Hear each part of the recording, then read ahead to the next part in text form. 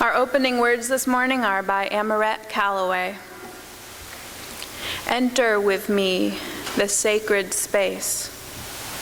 Bring with you what is yours, a burdened heart, a joyous song, a wearied spirit, a seeking mind.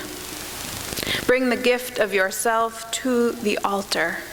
It is an honorable gift.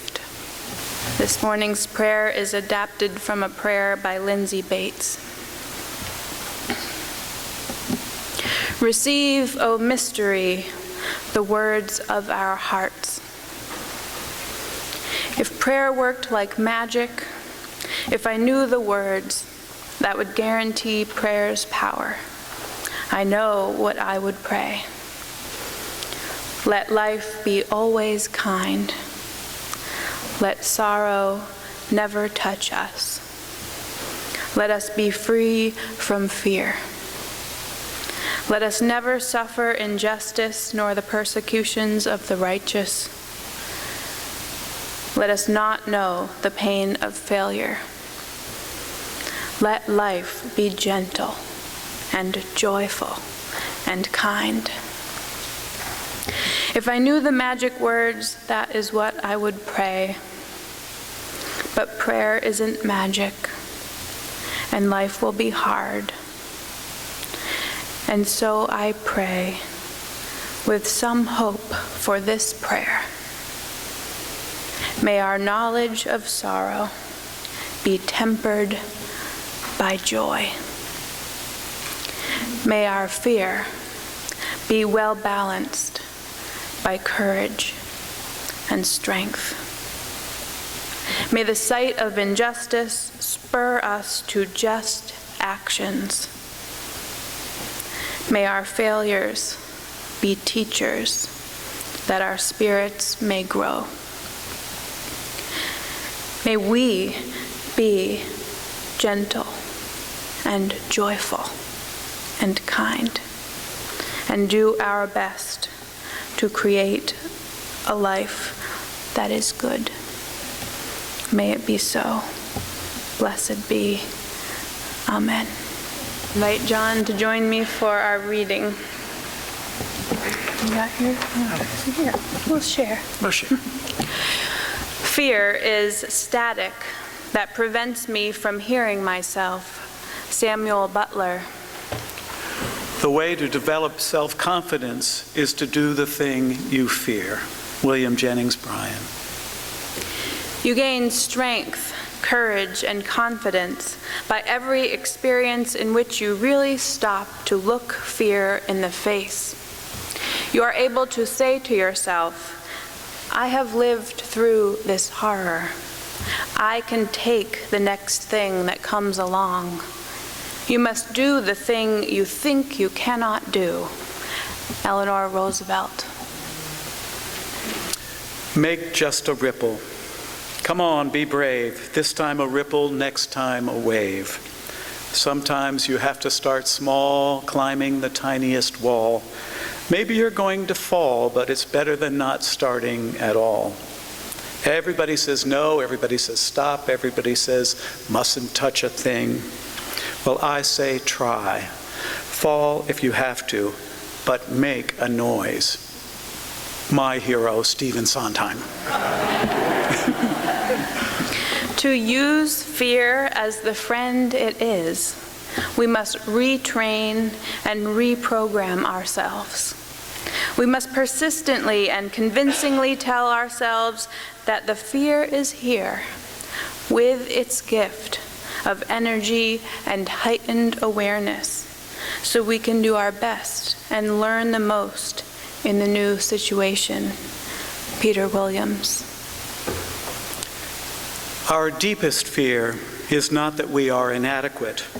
Our deepest fear is that we are powerful beyond measure. It is our light, not our darkness, that most frightens us.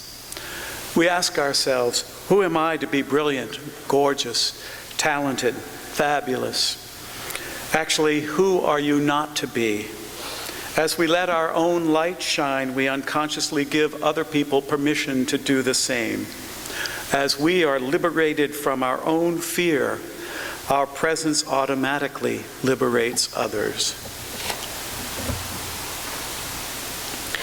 What is needed, rather than running away or controlling or suppressing or any other resistance, is understanding fear. That means watch it, learn about it, come directly into contact with it.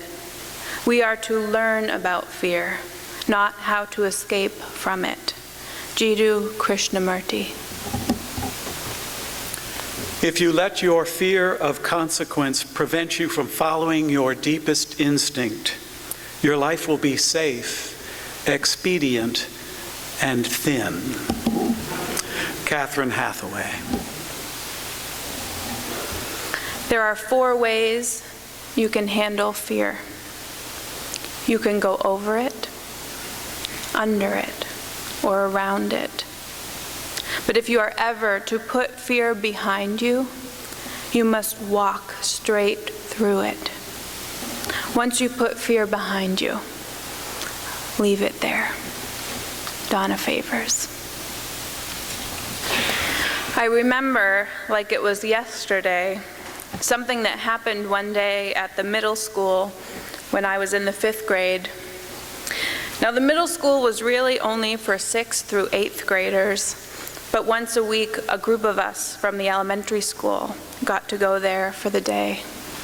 The whole experience was pretty exciting and pretty daunting, especially for me, because in elementary school, I was painfully shy. It was very hard for me to talk to strangers, especially. I used to wear long bangs that covered half of my face so that no one would comment on my blue eyes. In restaurants, I would whisper my order to my dad so that he could tell the waitress what I wanted. So that day at the middle school, when I was in the stall of the girls' room and a strange teacher's voice sounded out saying, "Anyone in here?" I didn't speak up. I was sure that one of the older girls who I had just seen washing their hands and spraying hairspray in front of the mirror would speak for me. I didn't say anything. And then the lights went out. And worse, I heard the click of a lock on the door. Now, at the elementary school, the bathrooms were never closed. Had I known this was a possibility, maybe I would have found the courage to pipe up when the teacher asked if anyone was in there. Maybe. Although I can think of several other times when I knew that speaking up would be the best thing, and yet my fear stopped me. Now, luckily, whoever designed those bathroom door locks was smart enough to design them so that those on the inside could still get out. But it was a frightening number of minutes before I found my way to that door in the darkness. That pitch black middle school bathroom was my first lesson in the urgency of sharing my voice with the world. But it's one that I would have to learn over and over and over again. Now, fear can be a useful tool. Sometimes we should listen to our fears and heed them. They can warn us of danger. They can keep us out of trouble and lead us away from bad situations.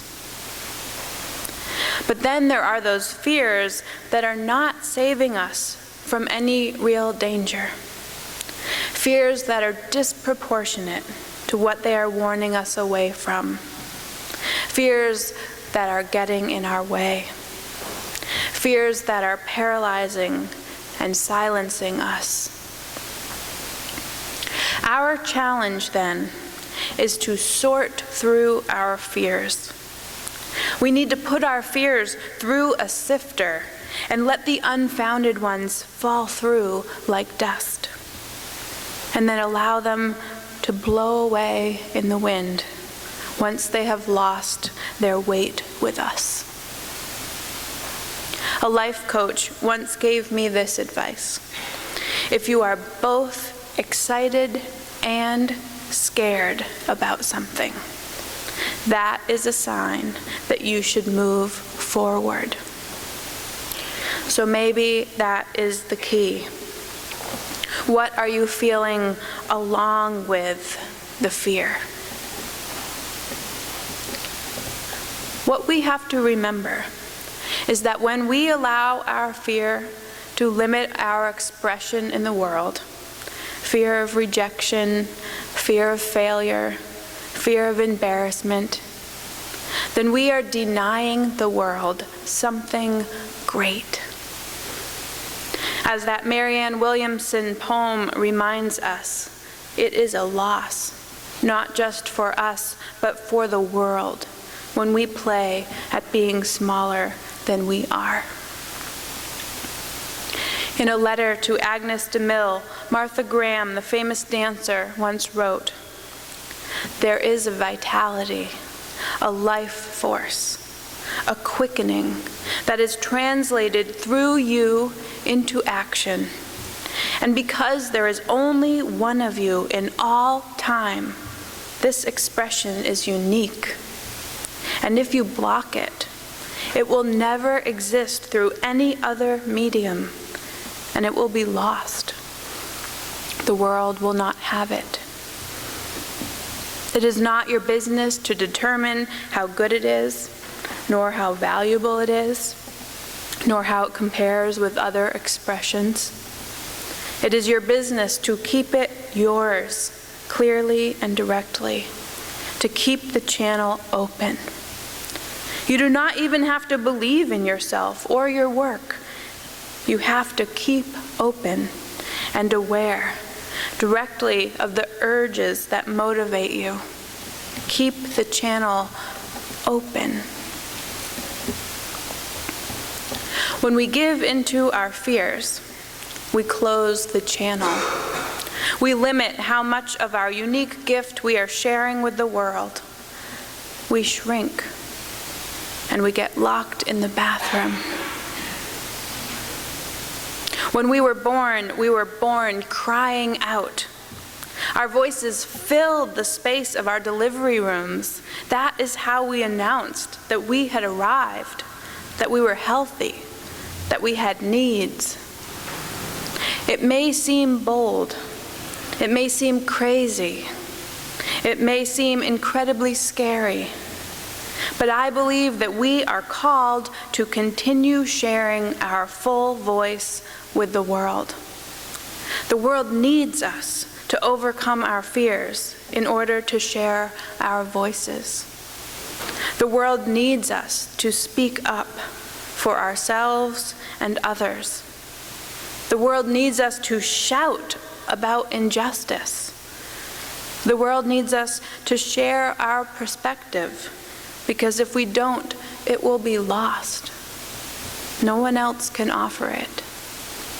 The world needs us to sing, because if we don't, that joy, too, will be lost. Our deepest fear is not that we are inadequate. Our deepest fear is that we are powerful beyond measure. It is our light, not our darkness, that most frightens us. We ask ourselves, who am I to be brilliant, gorgeous, talented, fabulous? Actually, who are you not to be? As we let our own light shine, we unconsciously give other people permission to do the same. As we are liberated from our own fear, our presence automatically liberates others.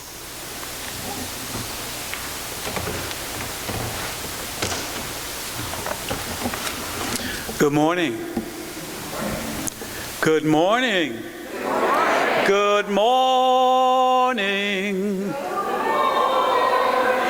Good morning.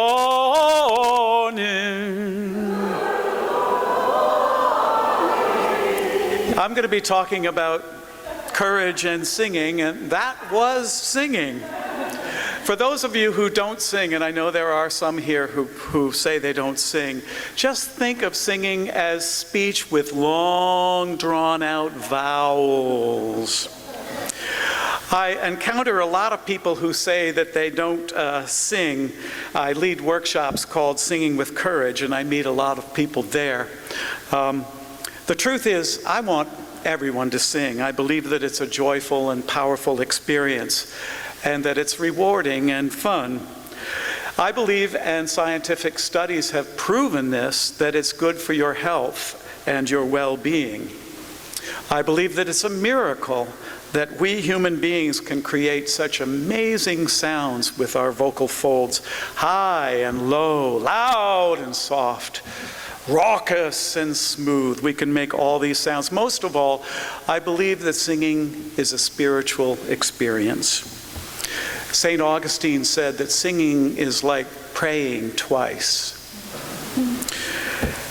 I believe that singing can take us out of our daily mindlessness and take us to another plane. It's no surprise to me that every religion in the world that I know of uses singing and chanting as part of their ritual. In almost every culture in the world, people sing all the time, at work, at play, and they do so without shame or judgment. But in America, a lot of people don't sing. In earlier times, people sang a lot. Before there was television and computers and so forth, people gathered around the piano in the parlor and sang.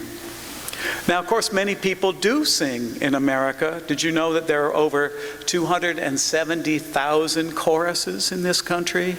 And over 23 million people belong to them. Some of them actually to the Outer Cape Chorale, right here in the area. I think these people are on to something.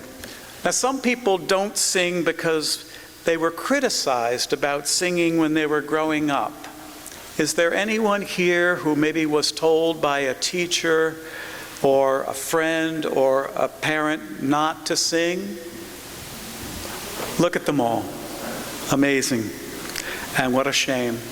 Some people don't sing because they became self-conscious and self-critical about it. They came to believe that they weren't good enough doing it. And sadly, some of these people still carry that with them, those little messages, like a little tape running in their ear. You're not good enough. You're not good enough. Don't sing. Some people don't sing because it makes them feel so vulnerable. Singing comes from a very deep place within us, and venturing there seems extremely scary to some people. Some people will say, oh yes, I sing all the time, in the shower and in the car when nobody's listening.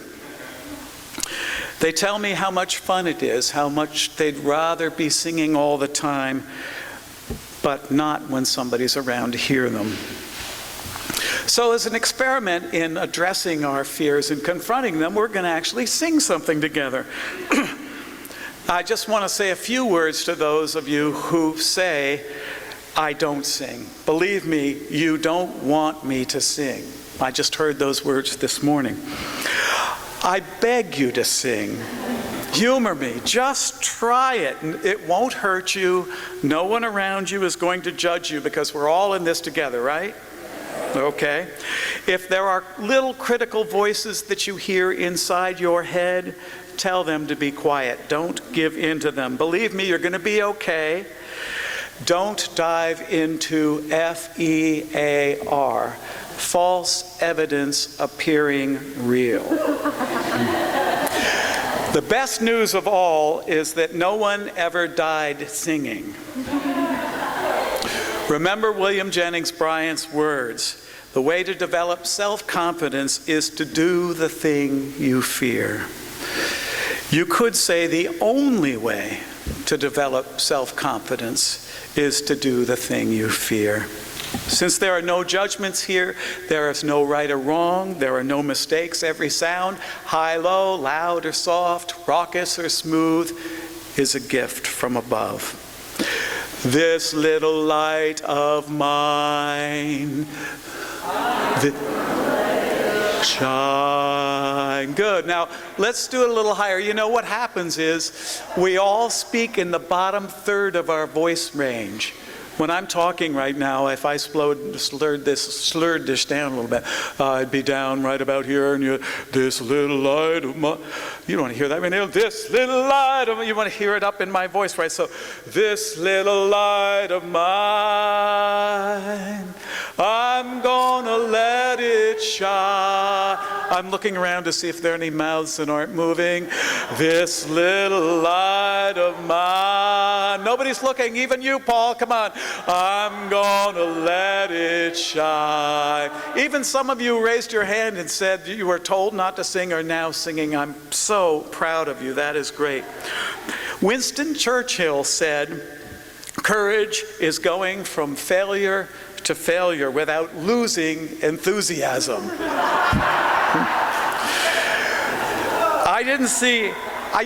Anytime you feel those thoughts or judgments coming into play into your head, or judgments that you might make about, what's cool or what's beneath you or what's a waste of time, forget about it. When you were a child, you sang with great abandon and joy, did you not? You can still do it. This little light of mine, I'm gonna let it shine. This little light of mine, I'm gonna let it shine. This little light of mine, I'm gonna let it shine. Let it shine, let it shine, let it shine. Everywhere I go, I'm gonna let it shine.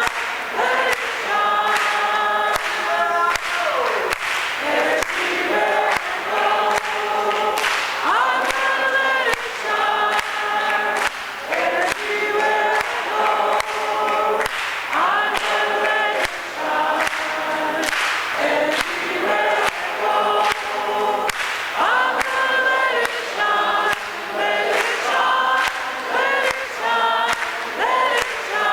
I'm gonna let it shine. Let it shine, let it shine, let it shine. All around the world, I'm gonna let it shine. All around the world, I'm gonna let it shine. All around the world, I'm gonna let it shine. Let it shine, let it shine, let it shine. Yeah.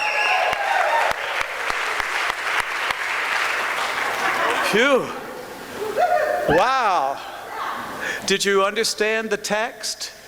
This little light of mine, I'm going to let it shine. Choir practice every Sunday, 10 o'clock. Right over there. Shar, was Brenda singing? She was, all right. I want you to remember that there's a fine line between talking and singing. It's a fine line, not a chasm, all right? If you need motivation, just sing because folks in the choir look like they're having so much fun when they do so. If you need motivation, just sing because you don't want to give in to fear. Singing is an act of self-realization. Just sing so you can come up to me at coffee hour next Sunday and say, guess what? I sang and no one ran from the building screaming. Then you will have made my day. Thank you, blessed be, and amen. Oh, wait. I didn't mean amen, I meant amen. Amen. Amen. Amen. Amen. Amen. Little louder. Amen. Amen.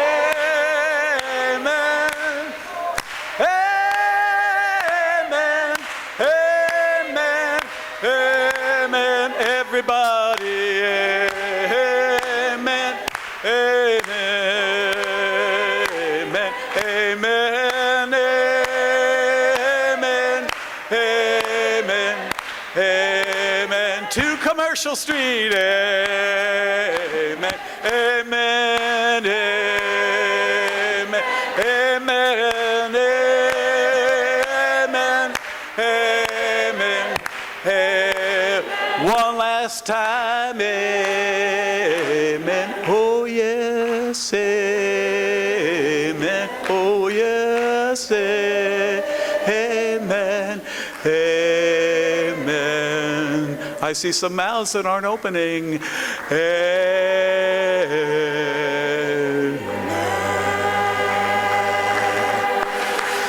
Thank you so much.